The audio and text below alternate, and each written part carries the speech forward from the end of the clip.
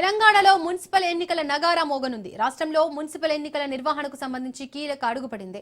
మున్సిపాలిటీలు, కార్పొరేషన్లలో ఎన్నికల ప్రక్రియను వేగవంతం చేస్తూ రాష్ట్ర ఎన్నికల సంఘం తాజాగా మున్సిపల్ ఓటర్ల తుది జాబితాను విడుదల చేసింది. 2 రోజుల్లో ఎన్నికల షెడ్యూల్ను ఈసీ విడుదల చేయనుంది. ఫిబ్రవరి 2వ వారంలో ఎన్నికలు జరిగే అవకాశం ఉన్నట్లు తెలుస్తోంది.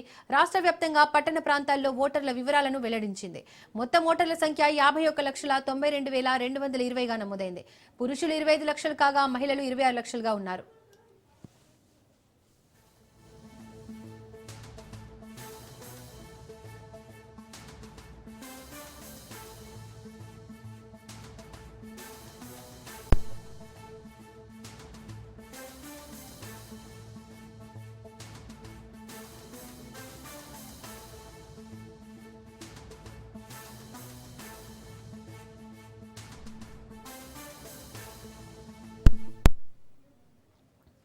తెలంగాణలో మున్సిపల్ ఎన్నికల నగారా మోగనుంది. రాష్ట్రంలో మున్సిపల్ ఎన్నికల నిర్వహణకు సంబంధించి కీలక అడుగు పడింది.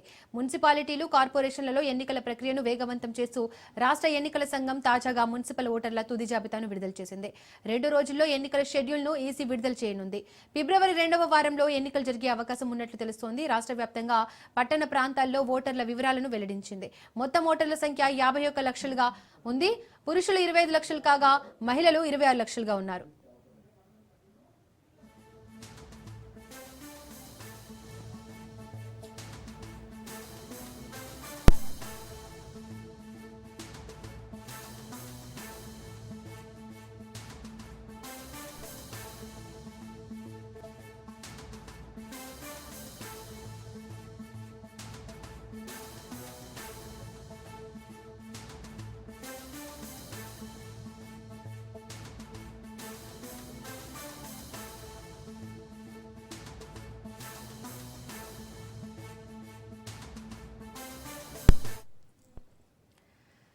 తెలంగాణలో మున్సిపల్ ఎన్నికల నగారా మోగనుంది. రాష్ట్రంలో మున్సిపల్ ఎన్నికల నిర్వహణకు సంబంధించి కీలక అడుగు పడింది. ఇదే అంశానికి సంబంధించి మరింత సమాచారాన్ని మా ప్రతినిధి సునీల్ అందిస్తారు. సునీల్, తెలంగాణ రాష్ట్ర వ్యాప్తంగా దాదాపు 117 మున్సిపాలిటీలకు మరోవైపు 6 కార్పొరేషన్లకు ఎన్నికలు నిర్వహించేందుకు ఇప్పటికే అటు రాష్ట్ర ప్రభుత్వంతో పాటు రాష్ట్ర ఎన్నికల సంఘం కూడా కసరత్తు ప్రారంభించింది. ఇందులో భాగంగానే 117 మున్సిపాలిటీలకు మరోవైపు 6 కార్పొరేషన్లకు సంబంధించినటువంటి ఓటర్ల జాబితా లిస్టుని నిన్న ఎన్నికల అధికారులు విడుదల చేయడం జరిగింది. ఇందులో ప్రధానంగా దాదాపు 51.92 లక్షల మంది ఓటర్లు ఇందులో పార్టిసిపేట్ చేసే అవకాశం ఉంది. అందులో ప్రధానంగా మహిళలు, పురుషుల కంటే మహిళలే ఎక్కువగా ఉండాలని తెలుస్తుంది. ఇందులో 25,37,136 మంది పురుషులు ఉంటే దాదాపు 26,54,453 మంది మహిళలు ఉన్నారు. అంటే అత్యధికంగా మహిళా ఓటర్లే ఈ యొక్క మున్సిపాలిటీలతో పాటు కార్పొరేషన్లకు సంబంధించినటువంటి ఓటర్లకు సంబంధించిన దాంట్లో ఎక్కువగా మహిళలు ఎక్కువగా ఉన్నారు. ఇందులో ట్రాన్స్జెండర్స్ కూడా ఉన్నట్లు కూడా ప్రస్తుతం అయితే అధికారులు గుర్తించారు. మొత్తం దాదాపు 51,92,000 మంది ఓటర్లు ఈ 117 మున్సిపాలిటీలకు, అదేవిధంగా 6 కార్పొరేషన్లకు ఎన్నికలు జరిగేటువంటి దాంట్లో వీరందరూ కూడా ఓటు హక్కును వినియోగించుకునే అవకాశం ఉంది. ఇక మరోవైపు రిజర్వేషన్ల ఖరారుకు సంబంధించిన రాష్ట్ర ప్రభుత్వం కూడా కసరత్తు చేస్తుంది. 2011 జనాభా లెక్కల ప్రకారం, అదేవిధంగా ఇటీవల కాలంలో బీసీ రిజర్వేషన్లకు సంబంధించిన అంశాలు పెద్ద ఎత్తున తెర మీదకి రావడంతో డెడికేషన్ కమిషన్ ఇచ్చినటువంటి నివేదిక ఆధారంగా బీసీ రిజర్వేషన్లకు సంబంధించిన ప్రక్రియ కూడా దానిపై ఈ నెల 29 లోపు ప్రకటించే అవకాశం ఉంది రాష్ట్ర ప్రభుత్వం. అందుకు అనుగుణంగానే షెడ్యూల్ను కూడా ఈ 1, 2, 3 రోజుల్లోనే ఎన్నికల కమిషన్ ఈ యొక్క మున్సిపాలిటీలకు, మరోవైపు కార్పొరేషన్ ఎన్నికలకు సంబంధించిన షెడ్యూల్ కూడా విడుదల చేసే అవకాశం ఉంది. రాష్ట్ర వ్యాప్తంగా ఇప్పటికే మున్సిపాలిటీలకు సంబంధించినటువంటి ఎన్నికల నిర్వహణకు సంబంధించిన అన్ని ఏర్పాట్లు కూడా చేశారు. జిల్లా కలెక్టర్లతో పాటు అడిషనల్ కలెక్టర్లు, మరోవైపు జాయింట్ కలెక్టర్లతో పాటు మరోవైపు ఉన్నటువంటి రిటర్నింగ్ అధికారులతో ఎప్పటికప్పుడు అటు స్టేట్ ఎలక్షన్ కమిషన్ అధికారిగా ఉన్నటువంటి రాణి కౌముది ఎప్పటికప్పుడు సమావేశం నిర్వహిస్తుంటుంది. ఇటీవల కాలంలో ఆల్ పార్టీస్, అన్ని పార్టీల సంబంధించినటువంటి రాజకీయ నేతలతో కూడా వారి యొక్క సమావేశంలో వారి యొక్క అభిప్రాయాలు, సూచనలు, సలహాలు కూడా తీసుకోవడం జరిగింది. ప్రధానంగా గతంలో గ్రామ పంచాయతీ ఎన్నికల్లో జరిగినటువంటి అవకతవకలు జరగకుండా ఈసారి మున్సిపాలిటీ ఎన్నికలు పకడ్బందీగా నిర్వహించేందుకు రాష్ట్ర ఎన్నికల సంఘం కూడా అన్ని ఏర్పాట్లు కూడా పూర్తి చేస్తుంది. 1, 2, 3 రోజుల్లోనే ఎన్నికల షెడ్యూల్ కూడా విడుదలయ్యే అవకాశం ఉంది. ఇప్పటికే ఇప్పటికే ఓటర్ల జాబితా లెక్కలు తెచ్చారు కాబట్టి త్వరలోనే ఈ యొక్క రిజర్వేషన్ సంబంధించినటువంటి అంశాలపై కూడా రాష్ట్ర ప్రభుత్వం తీసుకునే నిర్ణయాన్ని బట్టి ఎలక్షన్ కమిషన్ ఈ షెడ్యూల్ కూడా విడుదల చేసే అవకాశం ఉంది.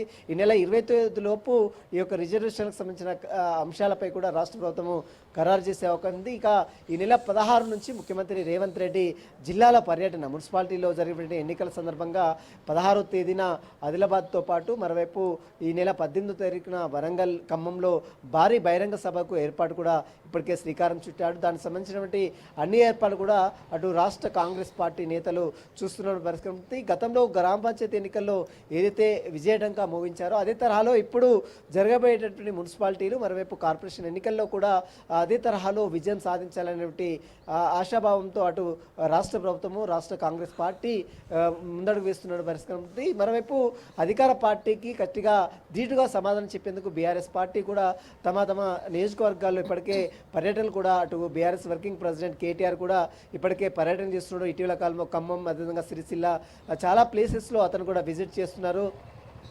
రాష్ట్ర ప్రభుత్వం చేస్తున్నటువంటి హామీలు రాష్ట్ర ప్రభుత్వం ఇస్తున్నటువంటి గ్యారంటీల విఫలానికి సంబంధించిన అంశాలు కూడా పెద్ద ఎత్తున ప్రజల్లోకి తీసుకెళ్లేందుకు అటు రాష్ట్ర బీఆర్ఎస్ వర్కింగ్ ప్రెసిడెంట్ కేటీఆర్ కూడా ఇప్పటికే వారందరూ కూడా అంటే లోకల్గా ఉన్న నాయకులందరూ కూడా సూచిస్తున్న ప్రస్తుతం కనబడుతుంది. ఇక చూడాలి మరి గ్రామ పంచాయతీ ఎన్నికల్లో చోటు చేసుకున్న పరిణామాలే మరి ఇప్పుడు మున్సిపాలిటీ ఎన్నికలు జరుగుతాయా లేదా అందుకు భిన్నంగా ఉంటాయా ఫలితాలు అనేది కూడా చూడాల్సింది చెప్పవచ్చు. మరోవైపు జిహెచ్ఎంసీకి సంబంధించినటువంటి ఎన్నికలకు సంబంధించిన విషయాలపై కూడా ఇంకా జిహెచ్ఎంసీ అవతల ఉన్నటువంటి మున్సిపాలిటీలు కార్పొరేషన్లు మొత్తం కూడా ఇప్పటికే జిహెచ్ఎంసీలో విలీనం చేశారు కాబట్టి వాటికి సంబంధించిన గడువు ఇంకా ఫిబ్రవరి వరకు ఉంది కాబట్టి ఆ గడువు ముగిసిన తర్వాతనే GHMC greater Hyderabad municipal corporation ఎన్నికలు కావచ్చు ఇప్పటికే కొన్ని డీలిమిటేషన్ చేసినటువంటి అంశాలు మరోవైపు వార్డుల విభజనకు సంబంధించిన అంశాలన్నీ కూడా పూర్తిగా క్షుణ్ణంగా పరిశీలించిన తర్వాత మున్సిపాలిటీ ఎన్నికలు ముగిసిన తర్వాత జిహెచ్ఎంసీ ఎన్నికలు కూడా నిర్వహించే అవకాశం. ప్రస్తుతం అయితే 6 కార్పొరేషన్లతో పాటు మరోవైపు 117 మున్సిపాలిటీలకు ఎన్నికలు నిర్వహించేందుకు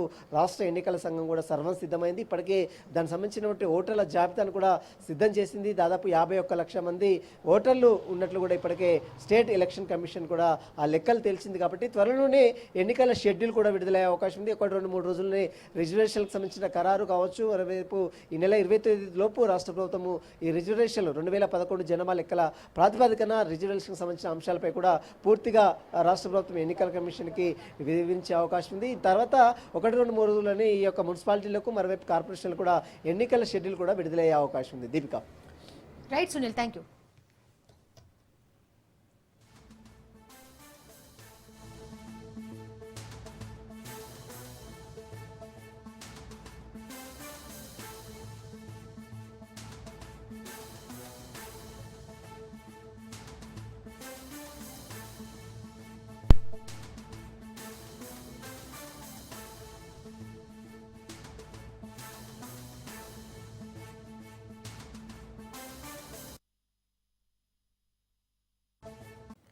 ప్రకృతితో ఆదివాసులకు విడదీయరాని బంధం ఉంది. భాష, వేషధారణ, పూజ, పండుగలు ప్రతి అంశంలోనూ వారి జీవన శైలి విభిన్నంగా ఉంటుంది. పుష్యమాసం వచ్చిందంటే చాలు ఏడాది పొడవునా ప్రకృతి దేవతలను ఆరాధిస్తుంటారు. పుష్యమాసంలో ఆదివాసీ గూడాల్లో పండుగ వాతావరణం మొదలవుతోంది. ఈ నెల రోజుల పాటు దీపం రూపంలో దర్శనమిచ్చే జంగుబాయి అమ్మవారిని దర్శించుకోవడం ఆదివాసులకు ఆనవాయితీగా వస్తోంది. ఆదివాసుల ఆరాధ్య దైవం జంగుబాయి జాతరపై రాజ్ న్యూస్ స్పెషల్ డ్రైవ్.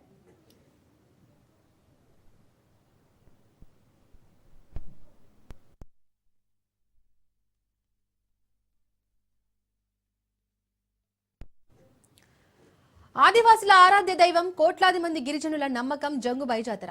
తెలంగాణలోని కొమరం భీం ఆసిఫాబాద్ జిల్లాలో జరిగే అతిపెద్ద గిరిజన జాతరలలో ఇది ఒకటి. సహ్యాద్రి పర్వత శ్రేణుల్లో ఒక లోతైన లోయలో ఉన్న గుహలో జంగుబాయి కొలువై ఉంటుంది. జంగుబాయి జాతర కేవలం ఒక గిరిజన పండుగ మాత్రమే కాదు, అది ఆదివాసుల ఆత్మ గౌరవానికి, వారి అంచెలంచెలమైన విశ్వాసానికి, ప్రకృతితో వారికి ఉన్న బంధానికి ప్రతీక. ఈ జాతర ఎటువంటి ఆధునిక కట్టడాలు లేని సహజ సిద్ధమైన గుహలో జరుగుతుంది. దట్టమైన అడవి, లోతైన లోయలు, జలపాతాల మధ్య సాగే ఈ యాత్ర భక్తులకు భక్తితో పాటు ప్రకృతిపై మమకారాన్ని కలిగిస్తోంది.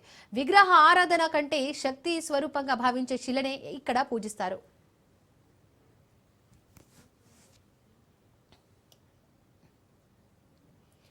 ఈ జాతర ఆదివాసీ తెగల మధ్య ఐక్యతను చాటుతోంది. ముఖ్యంగా రాజగొండులు, ప్రధానులు తమ కులదైవంగా కొలిచే జంగుబాయి చెంతకు చేరినప్పుడు అందరూ ఒకే కుటుంబంగా భావిస్తారు.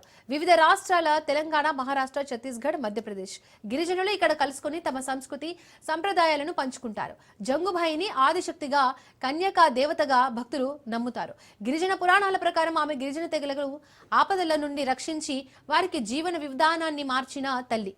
8 గోత్రాల వారు ఆమెను తమ మూల పురుషురాలిగా పూజిస్తారు.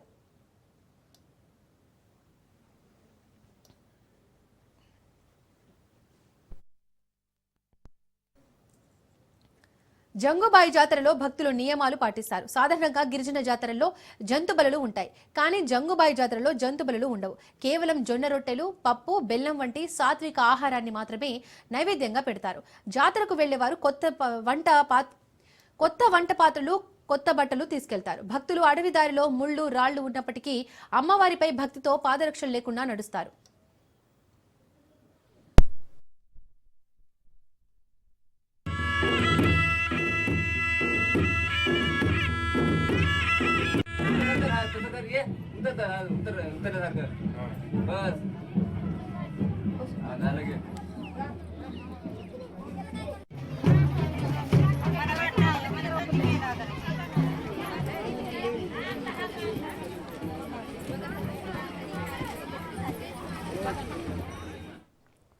ఆదివాసులు తమ కట్టు, బొట్టు, ఆచార వ్యవహారాలు, సంస్కృతి సంప్రదాయాలను కాపాడుకుంటూ భావితరాలకు అందిస్తున్నారు. ప్రతి సంవత్సరం భక్తుల రద్దీ పెరుగుతుండటంతో దర్శనానికి వచ్చే భక్తులు ఇబ్బందులు ఎదుర్కొంటున్నారని నిర్వాహకులు తెలుపుతున్నారు. ప్రభుత్వం అధికారులు చర్యలు చేపట్టి ఇక్కడి జంగుబాయి దర్శనానికి వస్తున్న భక్తులకు ఎటువంటి ఇబ్బందులు తలెత్తకుండా సౌకర్యాలు చేపట్టాలని ఆలయ నిర్వాహకులు కోరుతున్నారు.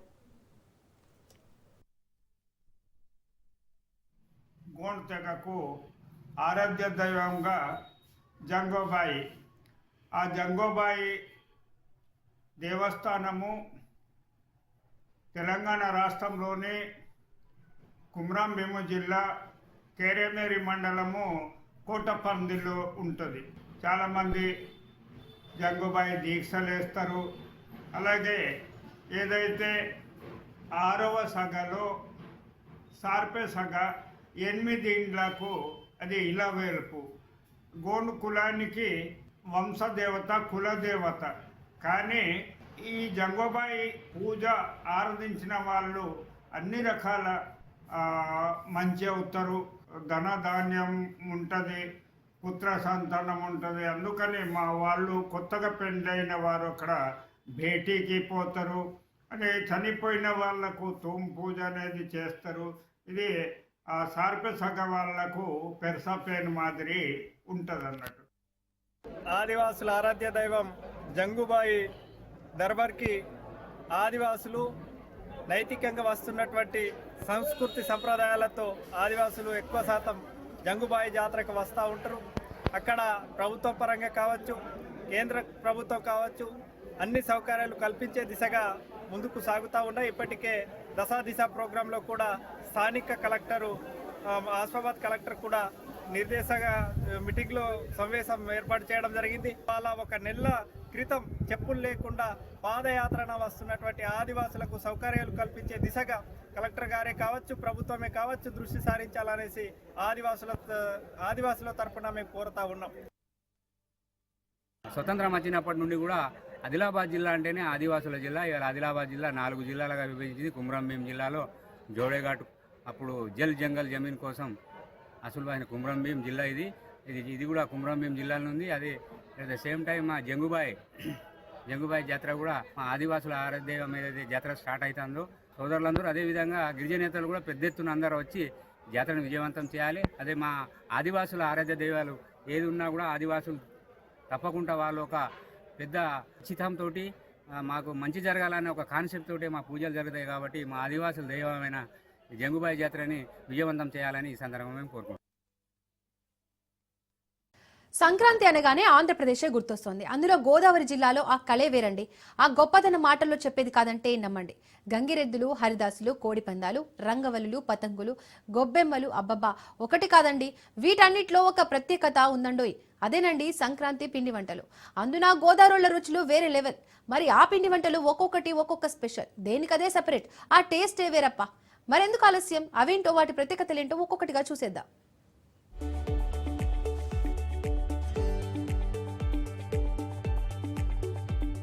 ఈ పిండి వంటలను ఒక్కొక్కటిగా చెప్పుకునే ముందు ఉభయ గోదావరి జిల్లాలో కొన్ని పిండి వంటలకి కేర్ ఆఫ్ అడ్రస్ గా మారిపోయాయి.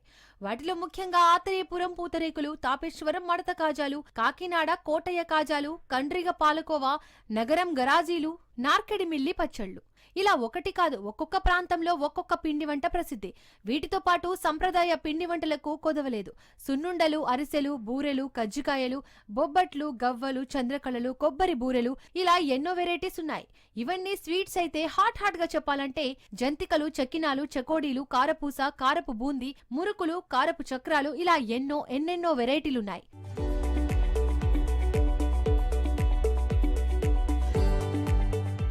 ఈ పిండి వంటల గొప్పతనం ఏమిటంటే ఇవి తింటే ఆరోగ్యానికి ఆరోగ్యం, రుచికి రుచి, ఆనందానికి ఆనందం. ఎందుకంటే వీటిని స్వచ్ఛమైన బియ్యపు పిండి, శనగపిండి, గోధుమ పిండి, జీలకర్ర, నువ్వులు, వెల్లుల్లి, కరివేపాకు, ఇలా కల్తీ లేనివన్నీ జోడించి వేడివేడి నూనెలో వేయించి స్వీట్ గా హాట్ గా వడ్డిస్తారు. నిజానికి శీతాకాలంలో బలవర్ధకమైన ఆహారం తీసుకుంటే ఏడాది పొడవునా కావలసినంత శక్తినిస్తుందని పెద్దలు చెబుతారు. అందుకే సంక్రాంతి నాడు కొత్త బియ్యంతో రకరకాల పోషకాలతో పిండి వంటలు తయారు చేస్తారు. ఇవన్నీ శరీరానికి శక్తినివ్వడంతో పాటు అవసరమైన వేడిని ఇస్తాయి. ఇవి తినడం వల్ల రోగనిరోధక శక్తి పెరుగుతుందని గోదావరి జిల్లా ప్రజలు నమ్ముతారు. స్వీట్లు 20 సంవత్సరాలు చేస్తున్నారండి శాంతకుమారి గారు. 20 సంవత్సరాల నుండి చాలా మందికి ఉపాధి హామీ కల్పిస్తున్నారండి. ఇక్కడే అన్ని టిఫిన్లు, టీలు, భోజనాలు అన్ని ఇక్కడే పెడతారండి. అందరికీ ఎవరిని ఏమనరండి. ఇంట్లో మనుషులా చూస్తారో, ఏ తప్పు జరిగినా, ఏ పాకాలు ఏం మాడిపోయినా ఆవిడే ఇంకేమనరండి. అన్ని బాగుంటాయండి. విదేశాలకు కూడా వెళ్తాయండి. మేము చేసిన అన్ని రకాల నుండి మొత్తం శుభకార్యాలకి ఏంటి, ఫంక్షన్కి ఏంటి అన్ని చేస్తారండి. సంక్రాంతి సీజన్ అరిసెలు, పాకుండలు చేస్తారండి. చోట్ల అయితే ఫేమస్ అండి. పాలబంతులు, పాలకోబిల్లలు, అన్ని బెల్లం మిఠాయి, మురిపీలు, కాజాలు అన్ని చేస్తారండి. పంచదార మిఠాయి, బెల్లం మిఠాయిలు అన్ని చేస్తారండి. అన్ని రకాలు చేస్తారండి. డైలీ చేస్తారండి. ప్రతిరోజు ఏ రోజు కాకుండా ఏ రోజు సెలవు ఉండదండి. ఈ గ్రామంలో గత 20 సంవత్సరాల నుంచి పిండి వంటలు తయారు చేయడం జరుగుతుంది. ప్రతి రోజు కూడా ఆర్డర్ల పైన మేము సప్లై చేయడం జరుగుతుంది. ఈ సంక్రాంతి టైంలో అయితే మొత్తం చాలా ఆర్డర్లు అయ్యి చేస్తాం. అరిసెలు, పాకుండలు, సున్నుండలు, గజ్జికాయలు, గవ్వలు, మిక్చరి, ఆకుపొడి, ఇలా అనేక రకాల స్వీట్లు తయారు చేయడం జరుగుతుంది. సంక్రాంతి టైం అనే కాకుండా మామూలుగా ఇంకే ప్రతిరోజు కూడా వివాహాది శుభకార్యాలకు, పెళ్లిళ్లకు, సూడిసార్లకు కూడా డైలీ ఇంకా సప్లై చేయడం అవుతుంది. వివిధ దేశాలకు కూడా ఎక్స్పోర్ట్ చేస్తాం. ఈ స్వీట్ షాప్ లో ఎస్పెషల్లీ పూతరేకులు అనేవి చాలా ఫేమస్ అండి. సంక్రాంతి వచ్చినడికి చాలా మంది, ఒక 20 మంది బాగా చేస్తారని పని. ఆవిడైతే చాలా బాగా చూస్తారండి మమ్మల్ని. ఇంట్లో సొంత మనుషులా చూస్తారండి. పిండి వంటలు కూడా చాలా బాగుంటాయి. ఎక్కడెక్కడి నుంచి ఆర్డర్లు వస్తాయండి. పచ్చళ్ళు, పిండి వంటలు, సారీ అన్ని బాగుంటాయండి. సూడి సార్లు, పెళ్లి సార్లు అన్ని చాలా బాగా చేస్తారండి. మాక్సిమం 25-30 మంది పని చేస్తామండి. డైలీ పని ఉంటదండి మాకు. శుభకార్యకి అన్నిటికి ఫేమస్ పచ్చళ్ళు, పిండి వంటలు. శుభకార్యాలకి అన్నిటికి పిండి వంటలు చేస్తారు. గోదావరి జిల్లా ఫేమస్ అంటే పిండి వంటలు, పచ్చళ్ళు. బాగా పచ్చళ్ళు అయితే చాలా ఫేమస్ అండి. పిండి వంటలు కూడా చాలా ఫేమస్. పెళ్లిళ్ళకి, ఫంక్షన్లకి, ప్రతి శుభకార్యానికి ఇక్కడ స్వీట్లు చేస్తారండి. చాలా బాగా తయారు చేస్తారు. ఎక్కడెక్కడి నుంచి వచ్చి ఇక్కడే పట్టుకెళ్తారు. క్వాలిటీ అంటే నెంబర్ 1 అండి.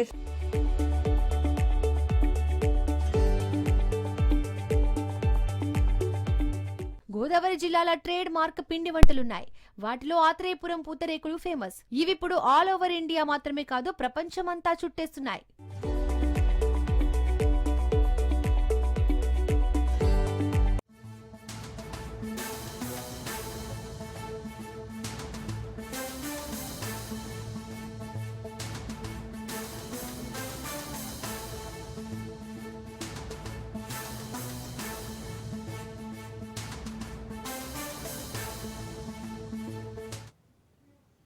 ఏపీలో మద్యం ధరలు పెరిగాయి. అన్ని బాటిళ్లపై ఎంఆర్పీని పెంచారు. బాటిల్కు గరిష్టంగా 10 రూపాయల వరకు ధర పెరిగింది. రిటైలర్ మార్టిన్ 1% పెంపుతో ధరలను సవరించారు. బార్లు, రీటైల్ షాపుల్లో ఒకే ధర విధానం అమలు చేయనున్నారు. ఒకే మద్యం, ఒకే ఇన్వాయిస్ ధర అమలు కానుంది.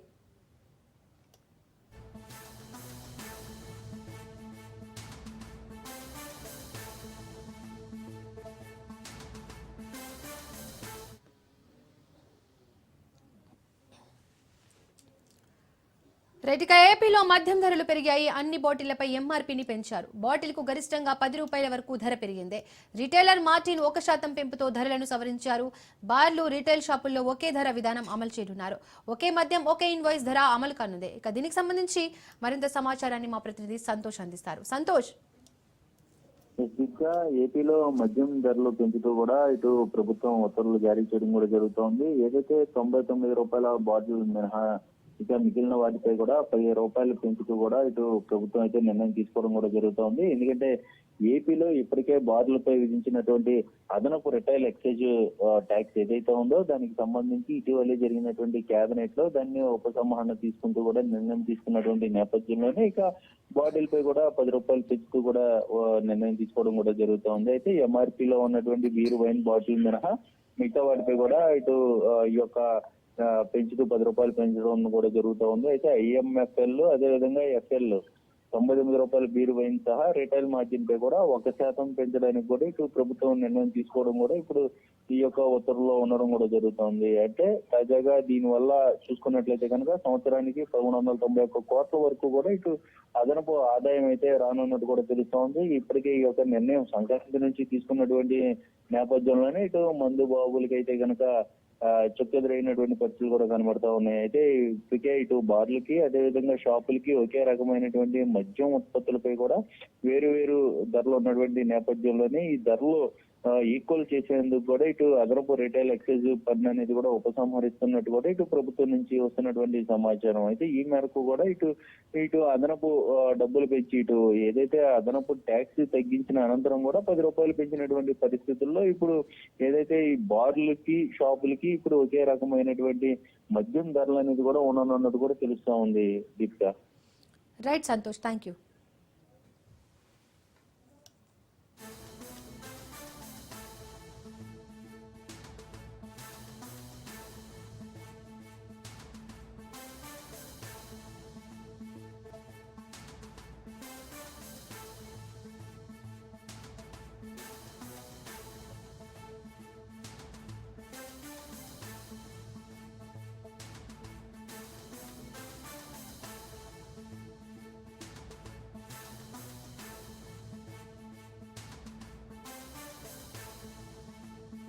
సంక్రాంతి పండుగ సందర్భంగా చైనా మాంజా నిషేధాన్ని ధిక్కరించే వారిపైన హైదరాబాద్ పోలీసులు ఆపరేషన్ ప్రారంభమైంది.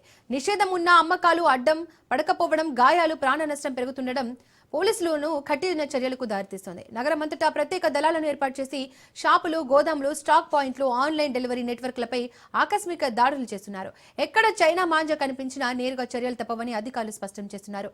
నిషేధం కాగితాలపైనే కాదు, ఇప్పుడు అమలు కఠినంగా ఉంటుందని అంటున్న మంగళహాట్ సిఐ మహేష్ తో మా ప్రతినిధి ప్రవీణ్ ఫేస్ టు ఫేస్.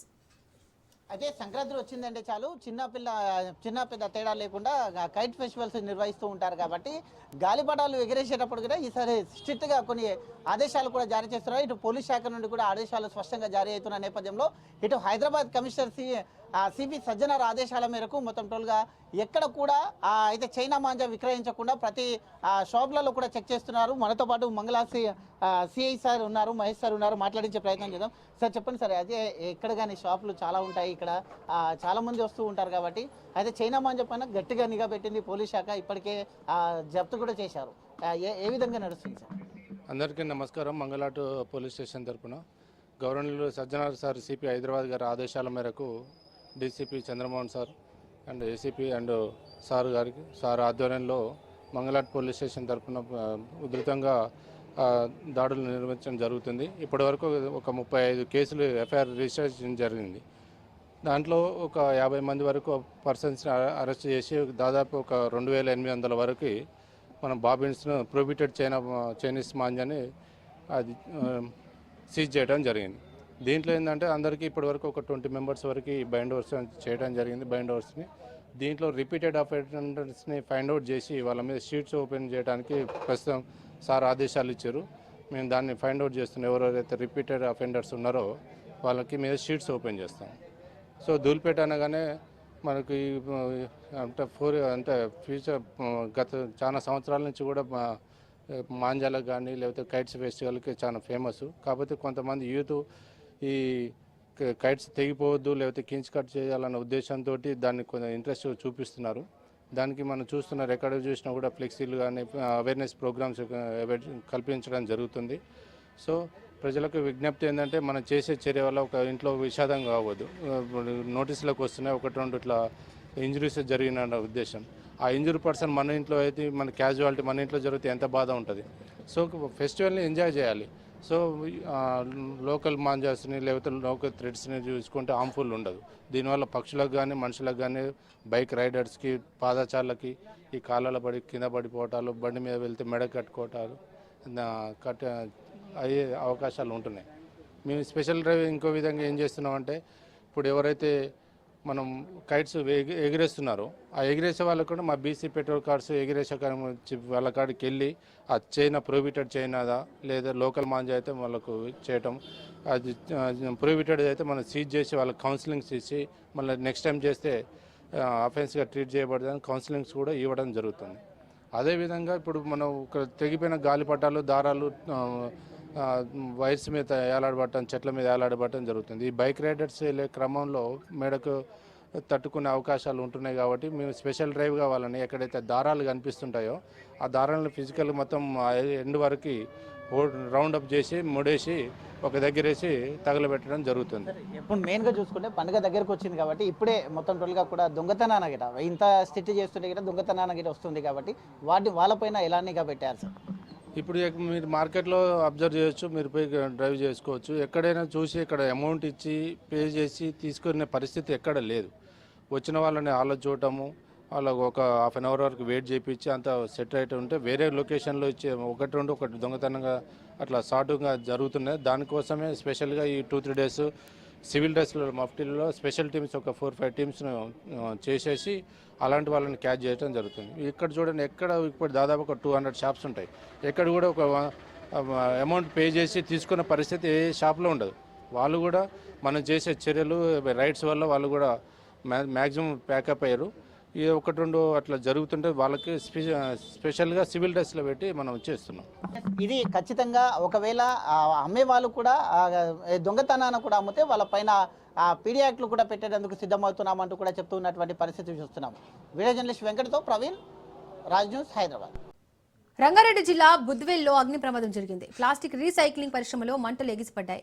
మంటల ధాటికి 11 kV విద్యుత్ వైర్లు తెగిపడ్డాయి. దట్టమైన పొగ ఎగిసిపడడంతో స్థానికులు భయాందోళనకు గురవుతున్నారు. మంటల్ని ఆర్పేందుకు ఫైర్ సిబ్బంది ప్రయత్నిస్తున్నారు. నాలపక్కకున్న ఇల్లీగల్ ఈ ప్లాస్టిక్ స్క్రాప్ గోడౌన్లో మంటలు చెలరేగాయి. దాని మొత్తము చాలా పెద్ద ఎత్తున మంటలు అనేది చెలరేగి ప్లాస్టిక్ గోడౌన్ ఉన్నది మొత్తం కూడా కాలిపోయింది. ఇక్కడ ఏమీ ప్రాణ నష్టం అనేది జరగలేదు. టైంలీ అందరు డిపార్ట్మెంట్స్ అందరినీ అలర్ట్గా ఉండి ఈ మంటలను కూడా ఆడుతున్నారు. ఇప్పుడు జిహెచ్ఎంసీ మా హైడ్రా, జిహెచ్ఎంసీ మా team, GHMC electrical, GHMC sanitation, నేను పర్సనల్గా మార్నింగ్ నుంచి కూడా ఇక్కడనే ఉన్నాను. అన్ని డిపార్ట్మెంట్స్ అలర్ట్ చేసేసి ఇక్కడ ఫైర్ అనేది కంట్రోల్ తీసుకొచ్చాము. ఏమి ప్రాణ నష్టం అనేది జరగలేదు. కాకపోతే ఇది ఇల్లీగల్ ప్లాస్టిక్ స్క్రాప్ కూడా ఉన్నాం. ఇది నెక్స్ట్ టైం ఇక్కడ ఉండకుండా పబ్లిక్ ఏం హాని కనకుండా వీళ్ళకి నోటీస్ ఇచ్చేసి చట్ట ప్రకారంగా వీళ్ళపై చర్యలు తీసుకోబడుతుంది. 20 సంవత్సరాల నుంచి ఇక్కడ ఉంటున్నాను. ఇక్కడ జిహెచ్ఎంసీ వాళ్ళకు, పొల్యూషన్ వాళ్ళకు పలుమార్లు ఎన్నోసార్లు కంప్లైంట్ కూడా ఇచ్చాము. ఇది తీసేయమని చెప్పి. ఇది ఇల్లీగల్గా నడుస్తున్నాయి. ఇవి మేము చెప్పినప్పుడు ఒక వారం రోజుల దాకా బంద్ చేస్తారు. మళ్ళీ వాళ్ళు డబ్బులు ఇవ్వగానే మళ్ళీ ఓపెన్ చేస్తారు. ఇవి మేము ఈ విషయము ఎగ్జిబిషన్ గ్రౌండ్ దగ్గర కోర్టుకు కూడా వెళ్ళింది ఇష్యూ. కోర్టులో కూడా నేను ఒకసారి చెప్పినాను. మళ్ళీ వాళ్ళు ఒక 2 నెలలు 3 నెలలు ఆగి మళ్ళీ ఫుల్ చేశారు. కాబట్టి దీనివల్ల మాకు కాలనీలో పొల్యూషన్ కూడా, వాటర్ పొల్యూషన్ కూడా అవుతుంది. ఎన్నోసార్లు మనం ఎంత చెప్పినా వాళ్ళు డబ్బులు ఇచ్చి దీన్ని కంటిన్యూ చేస్తారు కంపెనీలు. పైన అధికారులు కూడా దీనిపైన గట్టి చర్య ఎప్పుడు తీసుకుంటలేరు. దయచేసి దీని మీద గట్టి చర్య తీసుకోవాలని కాలనీ తరపు నుంచి, న్యూస్ కాలనీ తరపు నుంచి